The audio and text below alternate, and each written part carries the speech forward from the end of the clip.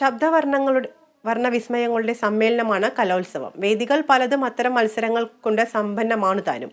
എന്നാൽ അക്ഷരങ്ങൾ കൊണ്ട് അത്ഭുതങ്ങളുടെയും അനുഭവങ്ങളുടെയും സമാന്തര ലോകം തന്നെ സൃഷ്ടിക്കുന്ന ചില വേദികളുണ്ട്.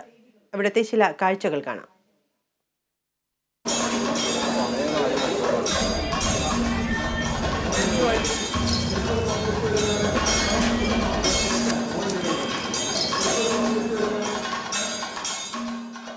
വർണ്ണങ്ങളുടെയും ശബ്ദങ്ങളുടെയും കോലാഹലങ്ങൾ ഒന്നും തന്നെയില്ല. പക്ഷേ ഇവിടെ വിരിയുന്നത് ഭ്രമകൽപ്പനകളുടെ വിസ്മയങ്ങളുടെ സ്വപ്നഭൂമികയാണ്. മലയാളം കഥാരചനാ മത്സരമാണ് വേദി 22 KP അപ്പൻ സ്മൃതി.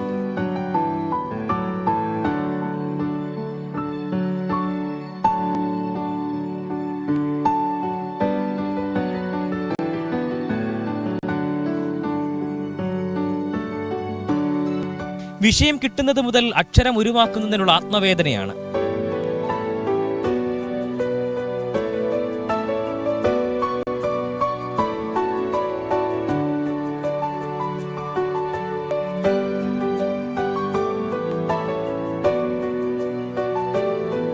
ജാലകത്തിലൂടെ വിജനതയിലേക്കുള്ള നോട്ടത്തിലൂടെ, പേനത്തലപ്പിലെ മർദ്ദനത്തിലൂടെ കഥയിലേക്കും കഥയെ ആത്മാവിലേക്കും സന്നിവേശിപ്പിച്ചു ചിലർ.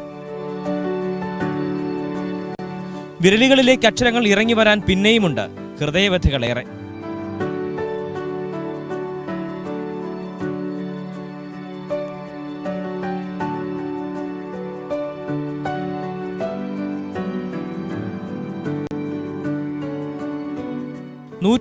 മിനിറ്റ് ഒടുവിൽ ഉള്ളുരുക്കി അക്ഷരം പാകപ്പെടുത്തിയവർ വിസ്മയഭൂമികയുടെ ഒടയതമ്പുരാന്മാരായി.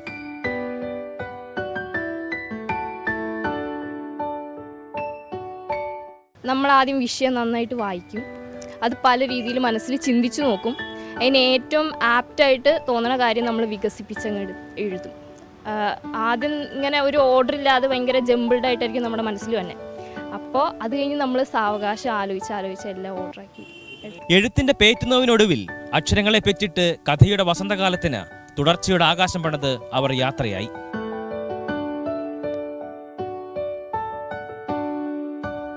മലയാള കഥ ഓരോ കഥയിലൂടെയും കാലത്തിലൂടെയും പരിണമിച്ചുകൊണ്ടേയിരിക്കുകയാണ്. ഉറപ്പിച്ചു പറയാം, പുതിയ തലമുറയിലൂടെ കൈമാറി വരുന്നത് എഴുത്തിൻ്റെ, വായനയുടെ, ആസ്വാദനത്തിൻ്റെയൊക്കെ അവസാനിക്കാത്ത വസന്തകാലമാണെന്ന്. ക്യാമറ പേഴ്സൺ സനോജ് പയ്യന്നൂരിനൊപ്പം Eby John Thomas, team Kerala vision.